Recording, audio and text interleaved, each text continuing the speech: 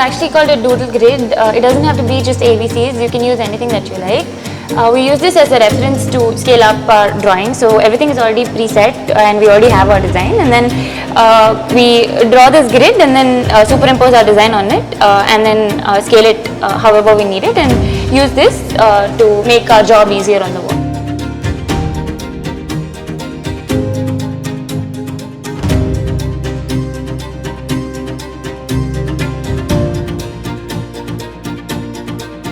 In this case, we have a school setting and the major user group are the students. The design concept usually begins with assigning the user group and then designing for them.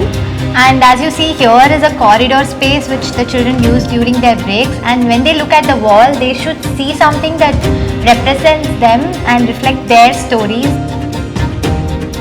So the corridor is just an extension of the learning that happens inside the classroom.